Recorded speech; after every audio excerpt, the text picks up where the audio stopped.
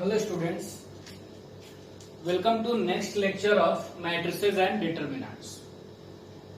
पिछले लेक्चर में हम लोग सीख रहे थे कि किस तरह से सिस्टम ऑफ लीनियर इक्वेशंस को सॉल्व करेंगे। सिस्टम ऑफ लीनियर इक्वेशंस को मैट्रिक्स मेथड से हम लोग कैसे सॉल्व करेंगे, ये हम लोग सीख रहे थे। और इसमें भी हम लोग ये देखे थे कि non homogeneous system of equations को कैसे सॉल्व करेंगे। Non homogeneous system of equations का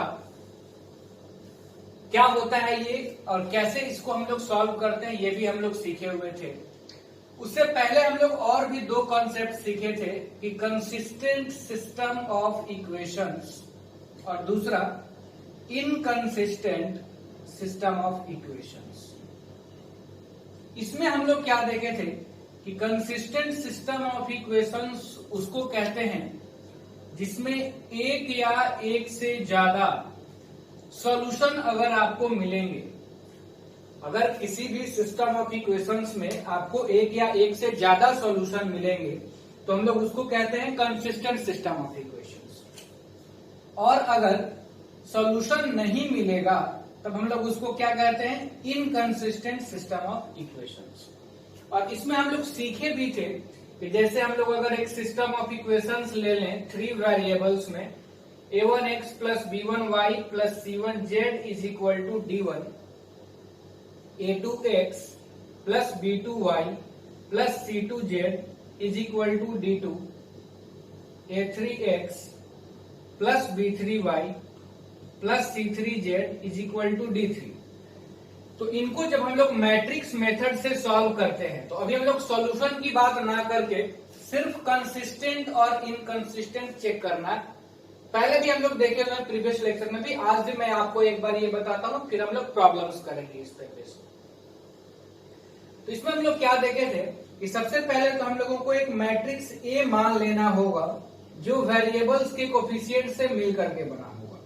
यानी वो मैट्रिक्स ए हो जाएगा a1 b1 c1, a2 b2 c2, a3 b3 c3।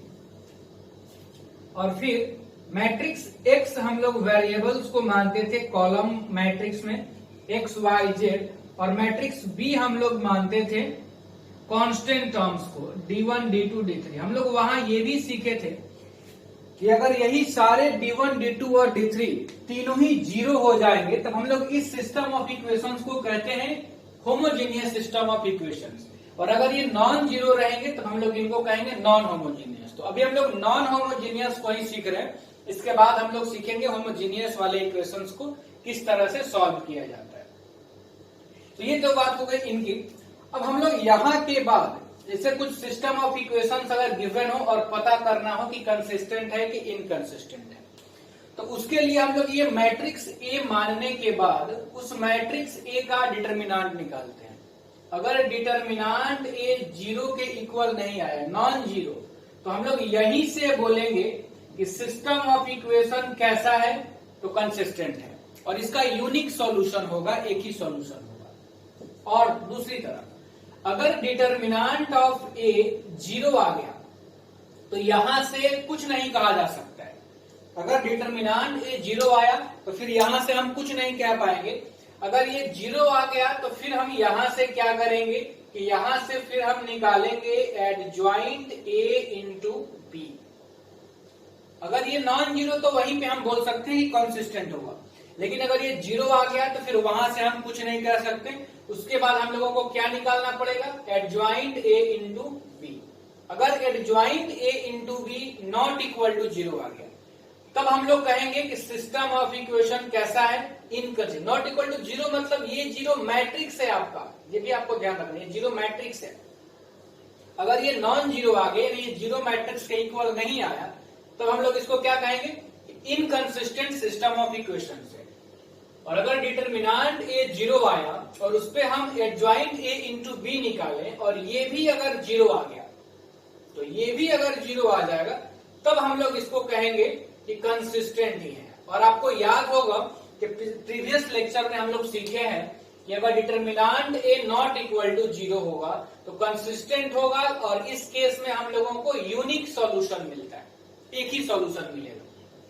अगर ये 0 हो जाएगा तो हम लोग एडजॉइंट ए इंटू बी निकालेंगे, और अगर ये नॉन जीरो आया तो इनकंसिस्टेंट होगा, और इनकंसिस्टेंट होने का मतलब है कि सॉल्यूशन इसमें नहीं मिलेगा, नो सॉल्यूशन। और अगर ये भी 0 आ गया एडजॉइंट ए इंटू बी तो कंसिस्टेंट होगा with infinitely many solutions, with infinitely many solutions. ठीक है, तो ये हमारा कॉन्सेप्ट था कि कैसे हम लोग चेक करेंगे कंसिस्टेंट सिस्टम ऑफ इक्वेशंस और इनकंसिस्टेंट सिस्टम ऑफ इक्वेशंस। इसमें बेस्ड अभी तक जो प्रॉब्लम्स आएगा, सिस्टम ऑफ इक्वेशंस कभी 2 वेरिएबल्स कभी 3 वेरिएबल्स में आपको दी हुई रहेंगी, और आपको करना ये है कि पहले तो ये आपसे पूछा जाता है सिस्टम ऑफ इक्वेशंस की कंसिस्टेंसी आपसे पूछी जाती है कि वो कंसिस्टेंट है या इनकंसिस्टेंट है, ये आप बताइए। और फिर जो दूसरा इसमें आएगा कि सॉल्व करके आपको वैल्यू पता करना होगा एक्स वाई जेड का दूसरे टाइप का। तो हम लोग पहले इस टाइप्स के प्रॉब्लम्स को कर लेते हैं, कंसिस्टेंट और इनकंसिस्टेंट, और तब हम लोग करेंगे सॉल्व करना भी सीखेंगे। तो हम लोग पहला प्रॉब्लम लेते हैं, देखिए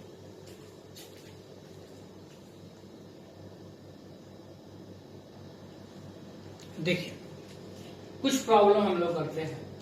इसमें है examine the consistency of system of equations. ये 3 क्वेश्चन हम लोग लिए हो, इन तीनों को मैं आपको करके दिखाता हूं जल्दी जल्दी में, उसके बाद आप सीख जाएंगे। इसमें कोई बहुत बड़ा कंसेप्ट नहीं है जिसमें आपको दिक्कतें होने वाली है। तो देखिए हम लोग पहले वाले से स्टार्ट करते हैं। तो पहले वाले में आपको गिवन सिस्टम ऑफ इक्वेशंस, एक में मैं लैंग्वेज भी लिख दे रहा हूं, given system of equations are क्या है, x plus 2y is equal to 2 and 2x plus 3y is equal to 3। 2 variable का इक्वेशन है, इसीलिए हम लोगों को 2 ही इक्वेशन गिवन है।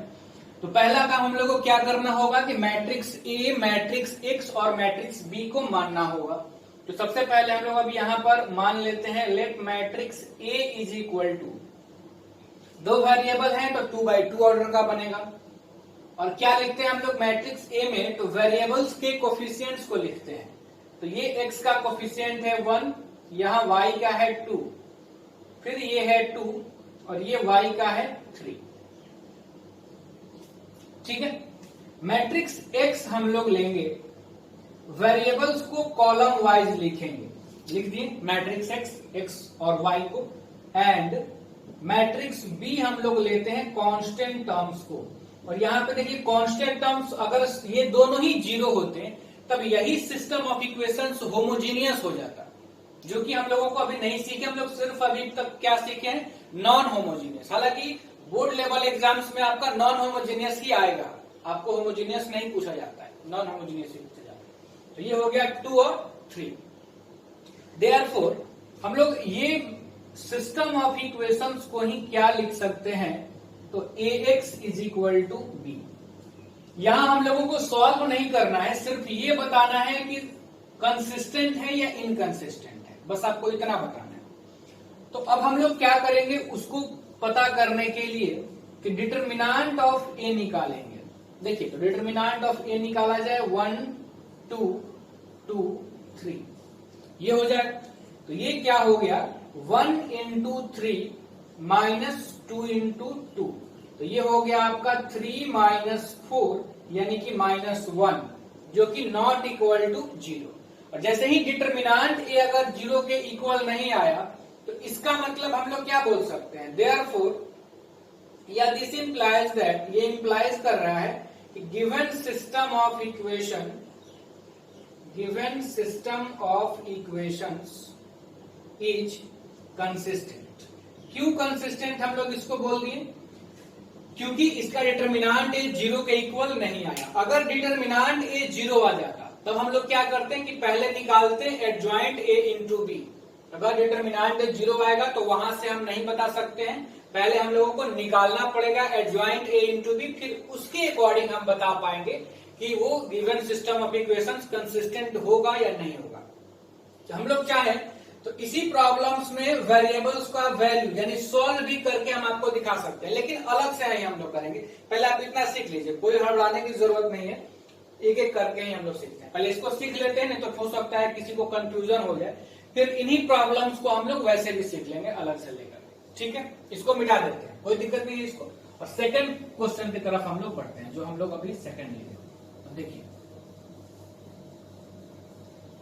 बोर्ड के एग्जाम्स में आपका लैंग्वेज बहुत ज्यादा इंपॉर्टेंट होता है कि आप प्रॉब्लम्स को सॉल्व करते समय किस तरह का लैंग्वेज यूज कर रहे हैं, क्योंकि आपका मार्क्स उस पर भी डिपेंड करता है। स्टेप मार्किंग होता है आपके बोर्ड एग्जाम्स में।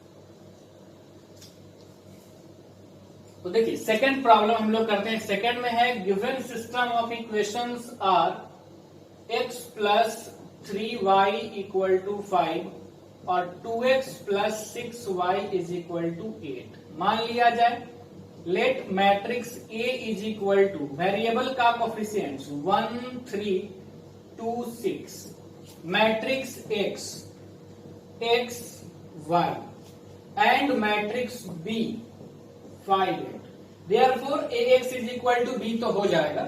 हम लोगों को सिर्फ कंसिस्टेंसी यहां पर चेक करना है, तो हम लोग अब यहीं पे निकाला जाए एडजॉइंट ए, सॉरी डिटर्मिनांट ए पहले निकाला जाए। डिटर्मिनांट ए कितना है 1 3 2 6, तो ये हो जाएगा 1 इंटू 6 6 माइनस 6 यानी कि 0। अगर डिटर्मिनांट ए 0 आएगा तो हम यहां से नहीं बता सकते हैं कि कंसिस्टेंट होगा या फिर इनकंसिस्टेंट होगा। अगर डिटर्मिनांट ए 0 आ गया तो हम लोगों को क्या निकालना पड़ेगा, एडजॉइंट ए इंटू बी निकालना पड़ेगा। अब हम लोग निकाला जाए एडजॉइंट ए इंटू बी। तो एडजॉइंट निकालने के लिए ए का क्या करना होगा, आपको याद होगा कि सारे ही एलिमेंट्स का हम लोग पहले कोफैक्टर निकालेंगे। तो हम लोग निकाला जाए कोफैक्टर, क्योंकि हम लोगों को एडजॉइंट निकालना पड़ेगा। तो हम लोग लिखते हैं cofactors of elements of A R. Matrix A के एलिमेंट्स का कोफैक्टर हम लोग लिखते हैं। तो 1 के कोफैक्टर को हम लोग डिनोट करेंगे A11 से। तो A11 1 प्लस 1 इवन आएगा, आपको याद होगा। तो ये रो और कॉलम हम लोग छोड़ेंगे, मिल जाएगा 6। A12 1 प्लस 2 ऑड नंबर आ जाएगा, माइनस ले लिए। ये कॉलम और ये रो हम लोग हटा दिए तो 2। और A21 तो फिर से माइनस ले लिए, इसको और इसको हटा दिए क्योंकि ऑड आ रहा था तो 3। और A22 इवन आ रहा है तो बस ये रो और कॉलम हटाएंगे, क्या बचेगा 1। और सारे एलिमेंट्स का कोफैक्टर अगर हम लोग निकाल लिए तो अब हमको क्या करना है कि सारे एलिमेंट्स के कोफैक्टर्स को उनके करस्पॉन्डिंग प्लेसेस पर रखना है। हम लोग लिखेंगे देयरफॉर एडजॉइंट ए, तो उनके कोफैक्टर्स को रख दिया जाए। तो हो जाएगा 6 माइनस 2 माइनस 3 और 1, और इसी का ट्रांसपोज ले लेंगे। तो क्या हो जाएगा 6 माइनस 3 माइनस 2 1। ठीक है ना, तो ये हो गया हमारा एडजॉइंट ए। अगर डिटर्मिनांट ए 0 आया है तो हम लोगों को निकालना होगा adjoint A into B. Adjoint के लिए कोफैक्टर हम लोग निकाल लिए, और अब हम लोग क्या करेंगे, एडजॉइंट ए इंटू बी निकालेंगे। तो अब हम लोग लिखते हैं now adjoint A into B. तो एडजॉइंट ए हमारा है 6 माइनस 3 माइनस 2 1। और बी मैट्रिक्स, तो बी मैट्रिक्स आप देखिए कितना है 5 और 8। अब इन्हीं दोनों का हमको प्रोडक्ट करना है। पहले रो को पहले कॉलम से करेंगे तो क्या हो जाएगा 6 इंटू 5 30, प्लस होता है लेकिन माइनस साइन के वजह से माइनस हो जाएगा, तो माइनस का 24। अब आगे तो कॉलम है नहीं, तो आगे अगर कॉलम नहीं है तो बस इतना ही हम लोग लिखेंगे। जब दूसरे रो से करेंगे तो दूसरे वाले रो में लिखेंगे। ये कितना हो जाएगा -10 प्लस का 8। तो ये देखिए आपको कितना मिल गया 30 माइनस 24 हो गया आपका 6, और ये -10 प्लस का 8 -2। और क्या ये जीरो मैट्रिक्स के इक्वल आया है? नहीं आया। जीरो मैट्रिक्स होने के लिए सारे एलिमेंट्स 0 होने चाहिए था, जो कि नहीं है। तो हम लोग इसके बाद अब लिखेंगे, यहां मैं लिख दे रहा हूं, आप देख लीजिएगा कि here determinant A equal to 0 and adjoint A into B not equal to 0. Therefore, yeah, this implies that given system of equations is inconsistent. ये इनकंसिस्टेंट के जो क्रिटेरिया होता है इनकंसिस्टेंट का उसको सेटिस्फाई कर रहा है, इसलिए ये सिस्टम ऑफ इक्वेशंस क्या हो जाएगा, इनकंसिस्टेंट। अब एक 3x3 ऑर्डर का हम लोगों का है, इसको मिटा करके हम इसको कंसिडर करते हैं।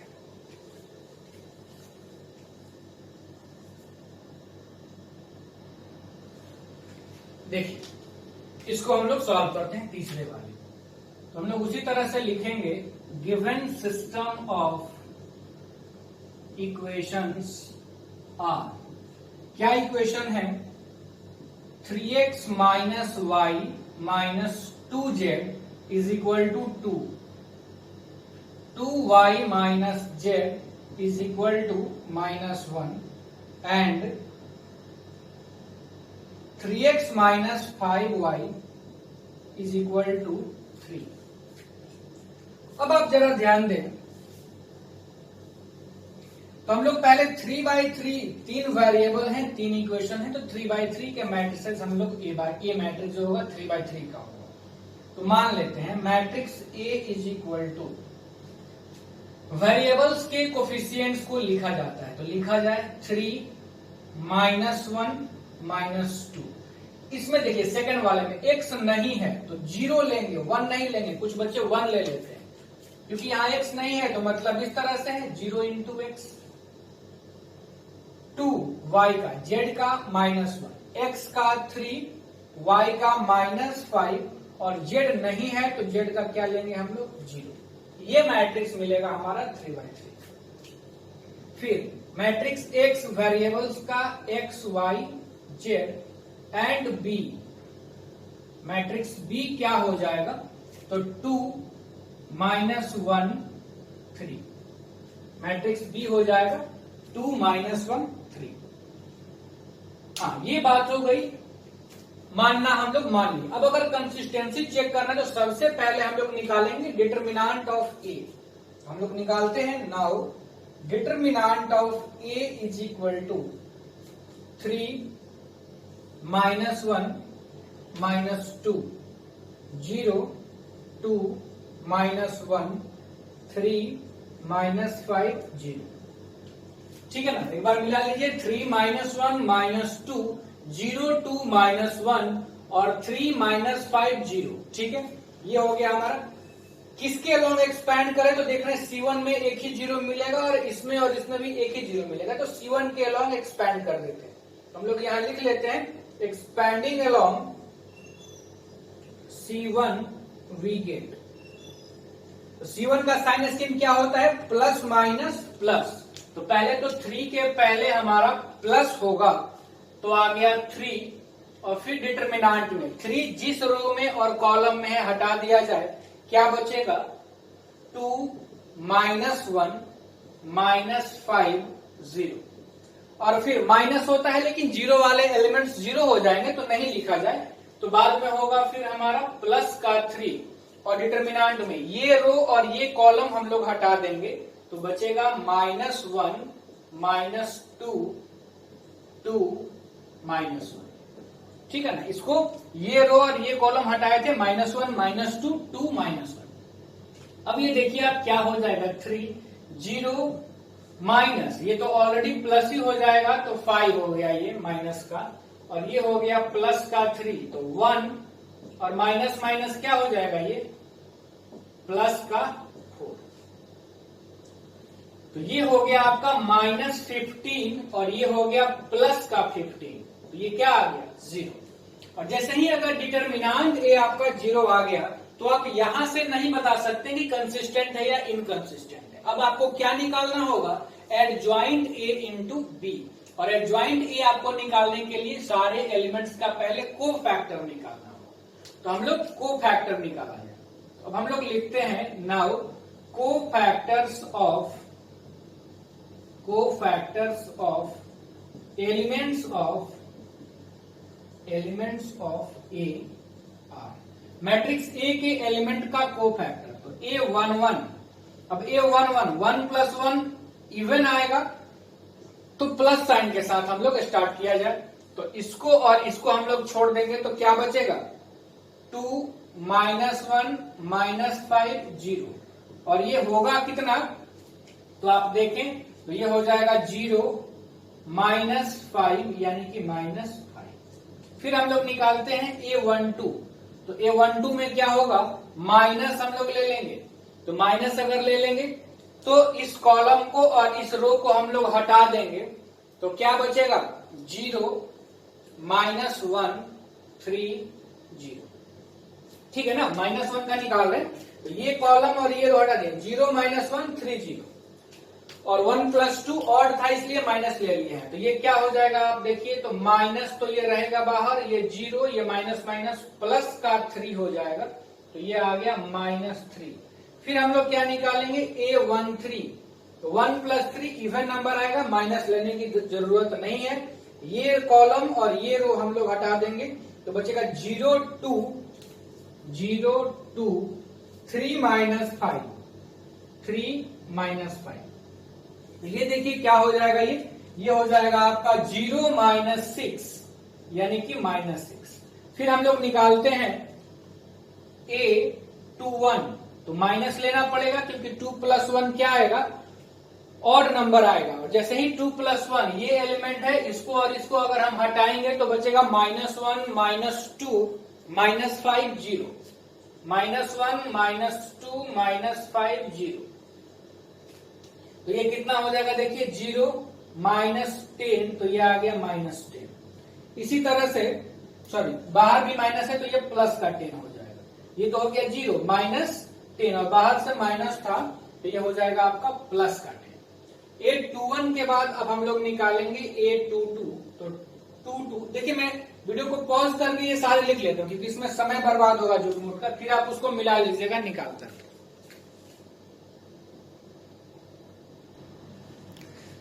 देखिए तो मैंने आपको यहां तक समझा दिया था। A22 हम लोग जो निकाले हैं तो A22 मतलब एलिमेंट हमारा कौन सा हो जाएगा 2 हो जाएगा। तो ये और ये हम लोग हटा देंगे 3 -2 3 0। तो देखिए 3 -2 3 0 और 2 + 2 इवन था इसलिए हम माइनस नहीं लिए हैं, तो ये 0 हो जाएगा माइनस माइनस प्लस का 6 आ गया। ए अगर 2 3 लेंगे हम लोग तो ऑड आएगा सम इनका i और j के वैल्यूज का, तो माइनस ले लिए। और A23 मतलब ये एलिमेंट, तो इसको और इसको हम लोग हटा देंगे 3 -1 3 -5, तो 3 -1 3 -5 ये हो गया -15 और ये प्लस का 3 तो -12 और माइनस से मल्टीप्लाई करके तो प्लस का 12। फिर A31 हम लोग निकालें तो 3 + 1 हो गया इवन नंबर, तो हम लोग माइनस नहीं लेंगे तो 3 + 1 इवन हो गया, तो इसको और इसको हम लोग हटा देंगे -1 -2 2 -1 -1 -2 2 -1, तो ये देखिए 1 हो गया माइनस माइनस प्लस का 4 तो 5 हो जाएगा। A32 अगर हम लोग ले लिए तो ऑड आएगा, तो माइनस हम लगा दिए हैं पहले ही, और A32 मतलब -5, तो इसको और इसको हम हटा दिए तो 3 -2 0 -1 3 -2 0 -1, तो ये तो हो जाएगा -3, ये तो 0 ही माइनस से मल्टीप्लाई तो 3, और A33 लास्ट एलिमेंट है तो 0 हम लोग ले लिए, तो इसको और इसको हम हटा दिए तो क्या बच गया, तो आपका बचेगा 3 -1 0 2 3 -1 0 2, ये 6 ये तो 0 ही हो जाएगा, तो वो 6 ही। तो हर एलिमेंट का हम लोग यहाँ पे कोफैक्टर्स निकाल लिए हैं।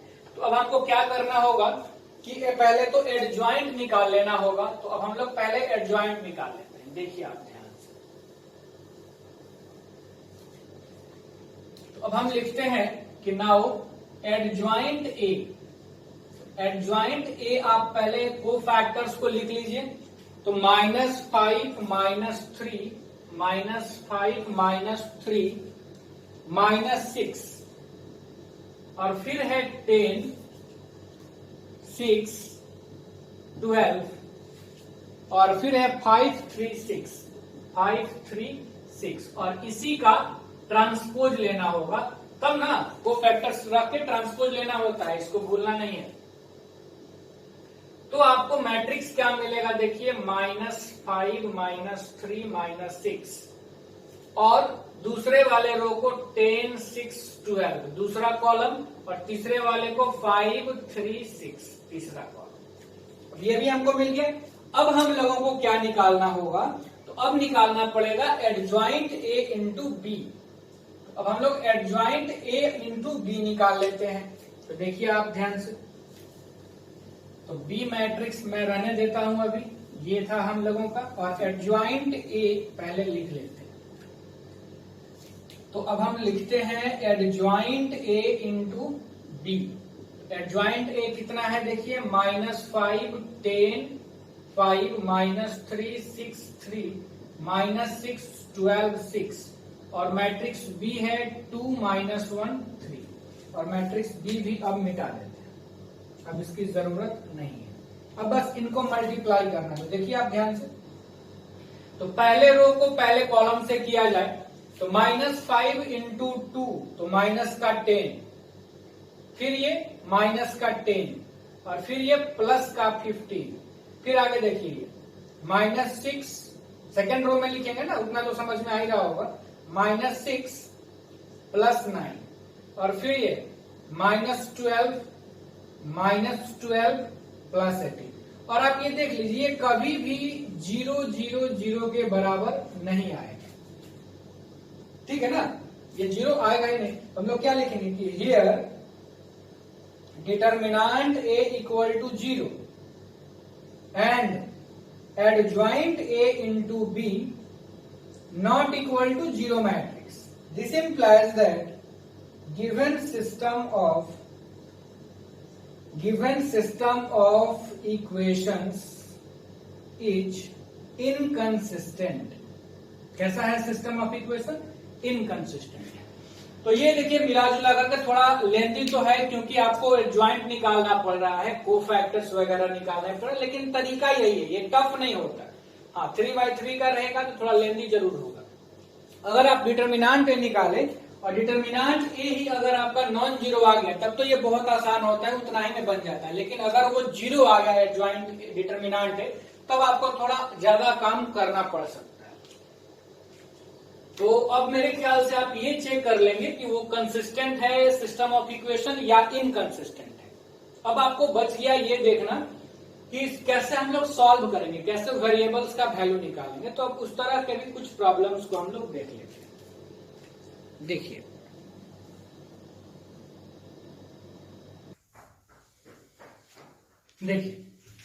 तो हम लोग इसको सॉल्व करते हैं। इसमें आपसे कहा जा रहा है कि solve system of linear equations using matrix method. एक क्वेश्चन हम लोग लिए हुए हैं। तो एक बार मैं आपको याद दिलाना चाहूंगा कि जब हम लोग मैट्रिक्स ए एक्स और बी मान लेते थे तो ए एक्स = b, और इसमें अगर डिटर्मिनेंट ए 0 नहीं आता था तो हम लोग बोलते थे कि यूनिक सॉल्यूशन मिलेगा। और वो सॉल्यूशन मिलता कैसे था? तो x = a इनवर्स b से आपको मिलता था। और एनसीईआरटी के प्रॉब्लम्स में आपको यही काफी है, इसी पर बेस्ड प्रॉब्लम्स है एक्सरसाइज में, अभी भी जो जिस एक्सरसाइज की हम लोग अभी बात कर रहे हैं। और इसमें सेकेंड कंडीशन ये था कि अगर मान लीजिए डिटर्मिनेंट ए 0 आ गया तब हम लोग निकालेंगे एडजॉइंट ए इंटू बी। ये अगर नॉन 0 आ गया तब तो सॉल्यूशन ही नहीं है, तो सॉल्यूशन नहीं ही होगा तो निकाल कहां से पाएंगे। और तीसरा तरीका था कि अगर ये 0 आ गया और एडजॉइंट ए इंटू बी ये भी 0 आ गया तब क्या होगा? तब होगा infinitely many solutions, infinitely many solutions. और इसको निकालने के लिए किसी एक वेरिएबल को हम लोग 3/3 में क्या करते हैं, जैसे मान लीजिए z है 3/3 का है तो z = k पुट कर देंगे किसी भी दो इक्वेशंस में और वहां से निकालते हैं। तो इस तरह के क्वेश्चंस को भी हम लोग करेंगे। पहले हम लोग ये वाले मेथड से सीख लेते हैं और तब हम लोग उसको भी सीखेंगे। उस पर भी मैं आपको कुछ प्रॉब्लम करा दूंगा, समझ में आपको आ जाएगा। तो अभी हम लोग ये पहला क्वेश्चन लिखे हैं, इसको पहले करते हैं, सॉल्व करते हैं, मतलब वेरिएबल्स का वैल्यू निकालते हैं। और मैट्रिक्स मेथड से कुछ बच्चे क्या करते हैं एग्जाम में ना, कि जब देखते हैं कि मैट्रिक्स मेथड याद नहीं रहा तो वो इसको क्या करेंगे कि जैसे 10th में सॉल्व करते थे उसी तरह से सॉल्व कर रहे हैं, इसको 3 से मल्टीप्लाई, इसको 2 से मल्टीप्लाई। तो फायदा कुछ नहीं होने वाला है, आपको मार्क्स थोड़े ना मिल जाएगा अगर आप इसमें 3 से वैसे सॉल्व कर दीजिए जैसे आप 10th में करते थे। तो आपको यहाँ मैट्रिक्स का एप्लीकेशन सीखना है। 10th वाला तो आप सीख ही चुके हैं, तो वैसे नहीं आप सॉल्व कीजिएगा। देखिए हम लोग इसको सॉल्व करते हैं, बहुत सिंपल है। Given system of equations are 5x plus 2y is equal to 4, 7x plus 3y is equal to 5। अब हम लोग मान लेते हैं, let matrix A is equal to 5, 2, 7, 3, यही ना होगा। Matrix X variables x, y and matrix B 4 और 5। Therefore हम लोग यहां पे लिख सकते हैं AX is equal to B। अब हम लोग यहां पहले ये देख लिया जाए कि कैसा सॉल्यूशन एग्जिस्ट करेगा, तो उसके लिए डिटरमिनेंट ऑफ A निकाल लिया जाए। तो डिटरमिनेंट ऑफ A हो जाएगा 5, 2, 7, 3, यानी कि 15 minus 14 equal 1 not equal to 0। Therefore in this case हम लोग बोल सकते हैं कि therefore या this implies that in this case unique solution exist. क्यों हम पता कर लिए कि यूनिक सॉल्यूशन एग्जिस्ट करेगा? क्योंकि डिटरमिनेंट ए नॉन जीरो आया and the solution is given by, solution किस तरह से गिवन होगा? तो x is equal to A inverse B. इस फॉर्मूले से हम लोग सॉल्यूशन निकालते हैं।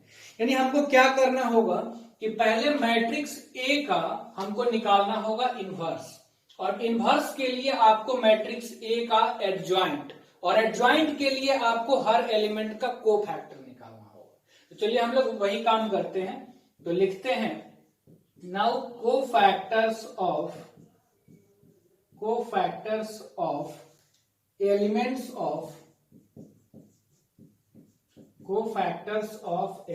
Of A are. Matrix A के एलिमेंट्स का कोफैक्टर हम लोग निकालते हैं। तो पहले A11, तो A11 अगर हम लोग निकालेंगे तो 3 हो जाएगा। अब उतना समझाने की जरूरत नहीं है, आप उतना बार हम लोग इसको कर चुके हैं कि आपको प्रैक्टिस हो गया होगा। 1, 2 तो माइनस ले लेंगे 2 का, तो हो जाएगा कितना? -7। फिर A21 तो माइनस का 2 हो जाएगा, और A22 हम लोग लेंगे तो 5 हो जाएगा। यानी एडजॉइंट A क्या हो जाएगा? तो कोफैक्टर्स को उनके जगह पे पहले रखा जाए, 3 - 7 -2 5, और इसी का ट्रांसपोज ले लिया जाए। तो हो जाएगा कितना? 3 - 2 -7 5, ये हो गया।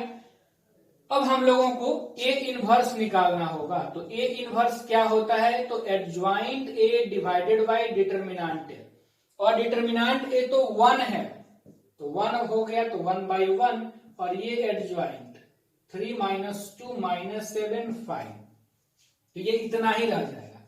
डिटरमिनेंट 1 है, इसीलिए जो एडजॉइंट है हमारा वही इनवर्स भी है। तो 3 - 2 -7 5।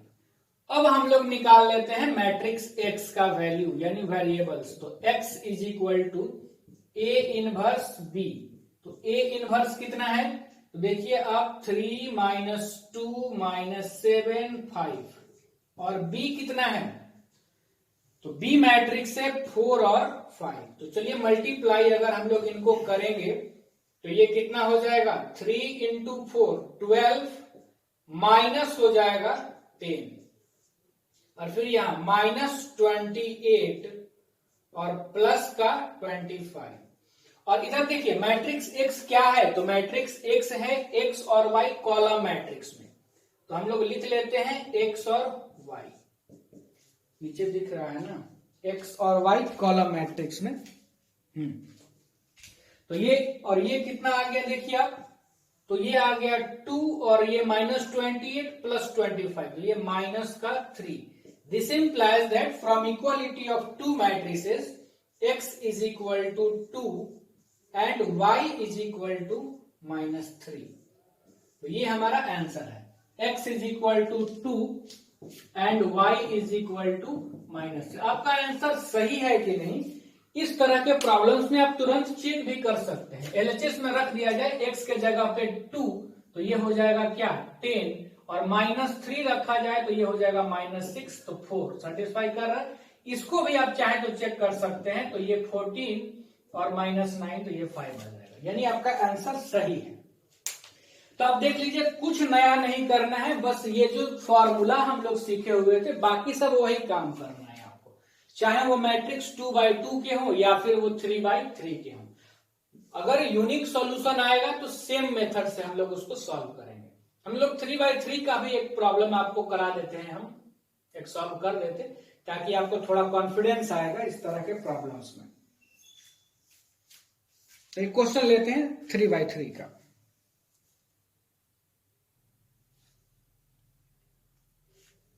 देखिए ये हम लोग एक 3x3 का सॉल्व कर लेते हैं। तो इसमें भी हम लोग पहले वही लिखेंगे, जैसे हम इसको मिटा देते हैं और यहीं से ले लेते हैं, क्योंकि फिर से नहीं तो यही लिखना पड़ेगा। सॉल्यूशन में पहले तो हम लोग एक लाइन लिखेंगे, given system of equations, given system of equations are, ये हमारा इक्वेशन है। अब मान लिया जाए पहले let a is equal to, तो a क्या हो जाएगा 1 - 1 1, 2 1 - 3 1 1 1, ये मैट्रिक्स है आपका। मैट्रिक्स x वेरिएबल्स 3 हैं, तो x y z, and matrix b 4 0 2। हाँ, अब अगर ये तीनों 0 होता तब ये होमोजीनियस हो जाता, तो होमोजीनियस की तरह से सॉल्व करते, जो मैं अभी आपको आगे बताऊंगा। ये तो हो गया। Therefore ax is equal to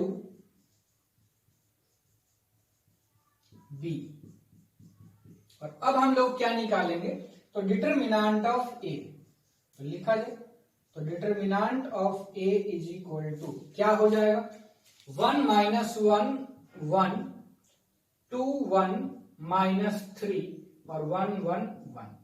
value निकाल लिया जाए इसका एक्सपांड करके, ताकि हम लोगों को पता चल जाए कि किस तरह का सॉल्यूशन होगा। एक्सपैंडिंग अलोंग R1 के अलोंग ही एक्सपैंड कर देते हैं, वी गेट, देखा जाए क्या मिलेगा। तो R1 में होता है प्लस माइनस प्लस, तो पहले तो 1 हम लोग ले लिए, ये रो और ये कॉलम छोड़ दिए, तो क्या बच जाएगा 1 - 3 1 1, ठीक है ना। ये रो और ये कॉलम छोड़ दिए, तो 1 - 3 1 1, और फिर माइनस होता है लेकिन ऑलरेडी माइनस है, तो हो जाएगा प्लस का 1, और फिर से डिटरमिनेंट में ये कॉलम और ये रो छोड़ेंगे हम लोग, 2 - 3 1 1, तो बचेगा 2 - 3 1 1, और फिर प्लस का 1 हम लोग ले लेंगे, ये कॉलम और ये रो छोड़ेंगे, तो बचेगा 2 1 1 1, 2 1 1 1। तो ये हो गया 1 1 और माइनस माइनस प्लस का 3 हो जाएगा, फिर ये प्लस का 1 2 और माइनस माइनस प्लस का 3 हो जाएगा, और फिर से 1, तो ये हो जाएगा 2 - 1, तो 3 + 1 4, 4 × 1 हो गया 4, और ये हो गया 3 + 2 5 × 1, तो 5, और ये 2 - 1 1, 1 × 1 तो 1, ये हो गया कितना 10। तो डिटरमिनेंट एक 10 आ गया, जो कि नॉट इक्वल टू 0 है। Therefore given system of equations, given system of equations has unique solution. कैसा सॉल्यूशन आपको मिलेगा, तो unique solution which is given bye, unique solution मिलेगा, और वो कैसे मिलेगा, तो इस फॉर्मूले से मिलेगा, x is equal to a inverse b। यानी कि अब हम लोगों को क्या निकालना पड़ेगा, तो a का इनवर्स निकालना पड़ेगा, और a के इनवर्स के लिए सबसे पहले हमको एडजॉइंट a निकालना पड़ेगा, और a के एडजॉइंट के लिए हमको कोफैक्टर्स निकालना पड़ेगा। तो हम लोग चलिए कोफैक्टर निकालते हैं, थोड़ा लेंथी होता ही है इस तरह के प्रॉब्लम्स को, टफ नहीं होता। चलिए हम लोग निकालते हैं कोफैक्टर्स को, तो लिखते हैं now cofactors of elements of A R. तो को फैक्टर निकाला जाए तो 1 का पहले तो A11। देखिए बहुत इसमें समय बर्बाद करने से कोई फायदा नहीं, मैं वीडियो को पॉज कर देता हूं और को फैक्टर्स निकाल देता हूं, फिर आप मिला लीजिएगा, क्योंकि बहुत बड़ा वीडियो बनाने से कोई फायदा है नहीं, सिर्फ हम लोग काम की बात, ये हम लोग बहुत बार कर चुके हैं, ठीक है ना।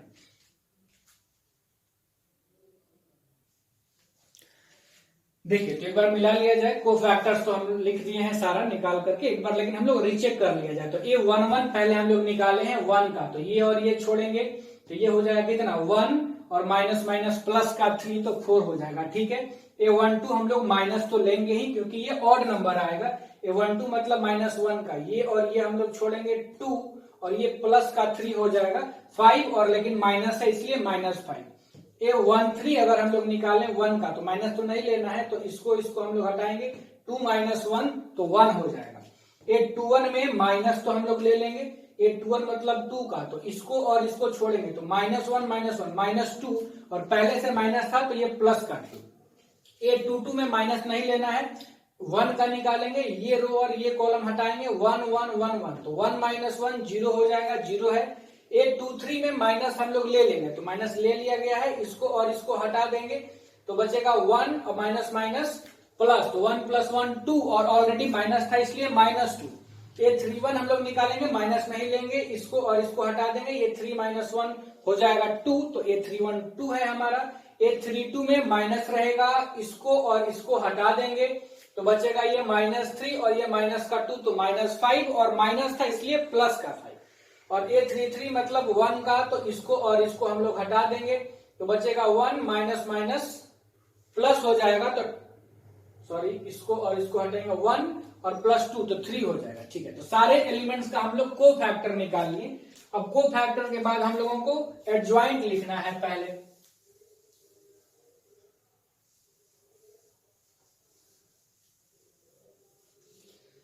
तो हम लोग लिखा जाए नाउ एडजॉइंट ए।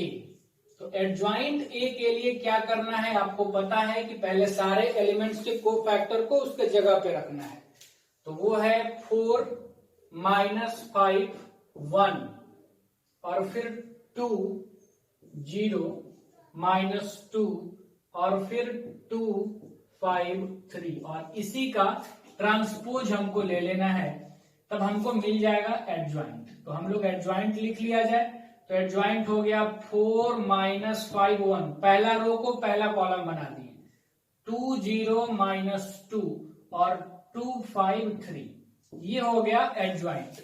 हमको इनवर्स चाहिए क्योंकि x = क्या होता है, A इनवर्स B होता है, तो हम लोग इनवर्स ले लिया जाए। This implies that A inverse = होता है adjoint A by determinant A। Determinant A तो हमारा कितना आया है, तो डिटर्मिनांट 10 आया है, तो हम 1/10 को बाहर ही रखते हैं और यहां पर एडजॉइंट A लिख लेते हैं, 4 2 2 -5 0 5 और 1 - 2 3। इसका जरूरत है, ये हमारा मैट्रिक्स B है। अब हम इसको मिटा देते हैं। अब अगर हम लोगों को वैल्यू निकालना है X मैट्रिक्स का, तो वो होता है A इनवर्स B। तो अब हम लोग लिखा जाए कि मैट्रिक्स X = क्या होता है, A इनवर्स B।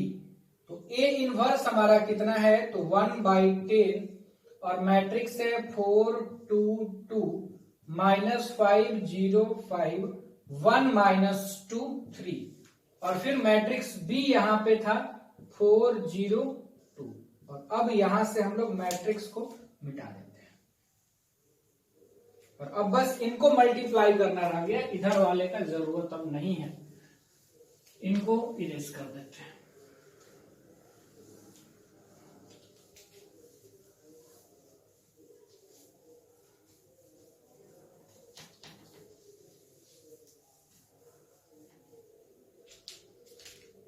तो देखिए अगर हम लोग इनको मल्टीप्लाई करेंगे तो क्या आएगा, तो 1/10 तो हमारा रह जाएगा, इसको आप चाहें तो अभी ही अंदर ले जा सकते हैं और तब मल्टीप्लाई कीजिए या बाहर रहने दीजिए, एक ही बार मल्टीप्लाई कीजिएगा। तो पहले रो को पहले कॉलम से किया जाए तो 4 को 4 से हम लोग करेंगे तो बचेगा 16, फिर 2 को 0 से तो 0, और फिर 2 को 2 से तो 4, और फिर दूसरे वाले से करें तो -5 और प्लस का 4 तो माइनस का 20, फिर तो 0 0 हो जाएगा, और 5 को 2 से करेंगे तो 10, और फिर इधर देखिए 1 को 4 से हम लोग करेंगे तो 4, और फिर -2 को 0 से तो 0, और 3 को 2 से तो 6, और ये हो गया कितना, तो ये तो 1/10 है हमारा, और ये 16 और 4 20 हो जाएगा, और ये माइनस का 10 हो जाएगा, और ये 10 हो जाएगा।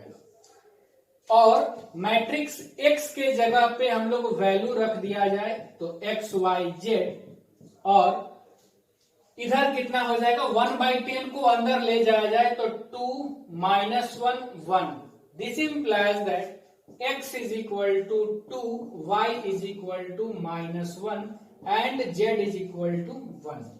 ये हमारे वैल्यूज हो गए x y और z के। जो इक्वेशन से आप उसमें चेक कर लीजिएगा, सेटिस्फाई करा लीजिएगा, सेटिस्फाई कर जाएगा। अब ये तो बात हो गई हमारी non homogeneous system of equations जिनका यूनिक सॉल्यूशन होगा, जो एनसीईआरटी बेस्ड प्रॉब्लम से। एनसीईआरटी कहीं मैंने आपको क्वेश्चंस कराया है कुछ, और इसमें कुछ लैंग्वेज वाले क्वेश्चंस भी आते हैं, वर्ड प्रॉब्लम्स भी आते हैं, तो हम लोग वर्ड प्रॉब्लम्स भी कर लेंगे, और साथ में होमोजेनियस टाइप्स के प्रॉब्लम्स को भी हम लोग करेंगे। तो पहले आप इनको सीखिए, और इन पे जो भी क्वेश्चन इस तरह के हैं सारे आप कर लीजिए, और नेक्स्ट लेक्चर में मैं फिर आपको इससे आगे का कंटिन्यू कराऊंगा।